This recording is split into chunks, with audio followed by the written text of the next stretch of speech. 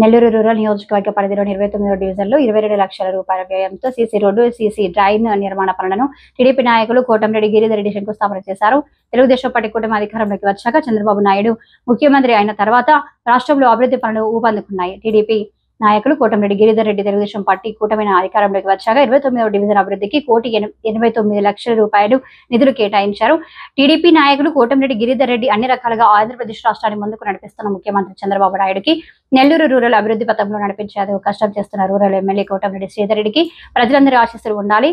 TDP Kotamreddy గిరిధర్రెడ్డిపై కార్యక్రమంలో cluster ఇన్ఛార్జీలు Kadaparthi Gangadhar, Sabin Khan, co cluster incharge Tippireddy Mamatha Reddy, Nellore rural నియోజకవర్గ మైనార్టీ సెల్ అధ్యక్షుడు షేక్ అస్లాం, నెల్లూరు రూరల్ నియోజకవర్గ దివ్యాంగుల విభాగ అధ్యక్షుడు ఖాదర్ బాషా, నెల్లూరు రూరల్ నియోజకవర్గ టీఎన్టీయూసీ అధ్యక్షుడు జహీర్, 29వ డివిజన్ టీడీపీ అధ్యక్షుడు గుద్దేటి చర్చయ్య, బీజేపీ నాయకులు ముగరాల సురేష్, టీడీపీ నాయకులు జిలానీ, మౌలాలి కుమార్, రాము, సాయిరెడ్డి, భావల్లా ప్రసాద్, సురేష్ రెడ్డి, కమరుద్దీన్, మల్లేశ్వరరావు, నారాయణ, నవీన్ రెడ్డి, రెహమాన్, దావూద్, షాజహాన్, ఆరిఫ్, ఖాదర్ బాషా, నరేందర్ రెడ్డి, కృష్ణ, అలీ, సికిందర్, జాజిద్, వసీమా తదితరులు పాల్గొన్నారు.